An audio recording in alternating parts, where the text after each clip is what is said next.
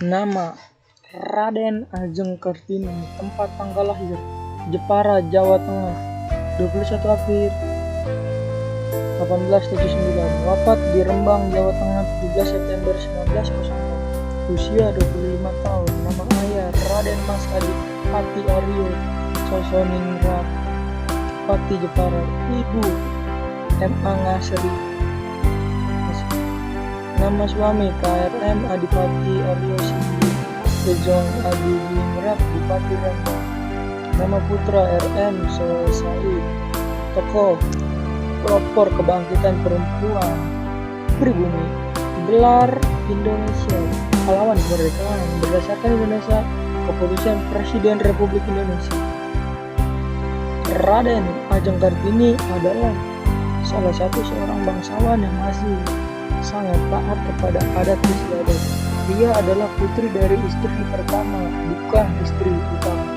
Ibunya bernama M.A. Ngasira, putri dari Nyai Haji Siti Aminah dan Kiai Haji Nadirono, seorang guru agama di Teluk Kawat, Jepara. Ayah Kartini pada mulanya adalah seorang wadah di Mayon. Peraturan kolonial waktu itu mengharuskan seorang bupati harus beristikan seorang bangsawan. Karena emang bukan seorang bangsawan tinggi, maka akhirnya menikah lagi dengan Raden Ajeng Nurjan, keturunan langsung dari Raja Madura. Setelah perkawinan itu, maka ayah Kartini diangkat menjadi bupati di Jepara, menggantikan kedudukan ayah kandungnya Rawerjan RAA Deji Koromono. Kartini adalah anak kelima dari 11 bersaudara kandung dan tiri. Dari kesemua saudara sekandung, Kartini adalah anak perempuan tertua. Kakeknya Pangeran Aryo Negoro IV diangkat bupati dengan usia 25 tahun. Kakek Kartini, Sosko Kartono, adalah seorang yang pintar dalam bidang bahasa. Setelah lulus dari sekolah dasar, ia tidak diperbolehkan melanjutkan sekolah ke tingkat yang lebih tinggi oleh orang tuanya. Sampai usia 12 tahun, Kartini diperbolehkan sekolah di LS Eropa Lagrange School. Di sini Kartini antara lain belajar bahasa Belanda, tetapi setelah berusia dari 12 tahun ia harus tinggal di rumah karena sudah bisa dipingit. Ia dipingit sambil menunggu waktu yang dinikahinya. Kartini kecil sangat sedih dengan hal tersebut.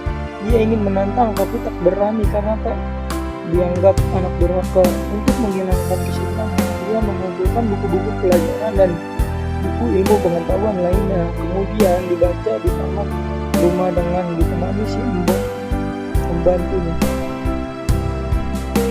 Kartini banyak membaca surat kabar Semarang, motif yang masih diasuh Peter Broksop. Ia juga menerima Let's-Tronon, paket majalah yang diedarkan toko buku kepada langganan.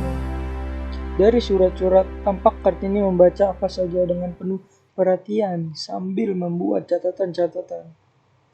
Kadang Kartini menyebut salah satu karangan atau mengutip beberapa kalimat. Perhatiannya tidak hanya masalah emansipasi wanita, tapi juga masalah sosial umum. Kartini melihat perjuangan wanita agar memperoleh kebebasan, otonomi, dan persamaan hukum sebagai bagian dari gerakan yang lebih luas. Di antara buku yang dibaca Kartini sebelum berumur 20 tahun, terdapat judul Max Everlight, surat-surat cinta karya Multatuli. Lalu Destiny Ratchin, Kekuatan Gaib karya Lois Coveris. Kemudian dan karya Van Eyden yang bermutu tinggi, karya Agustin Dewitz yang sedang-sedang saja.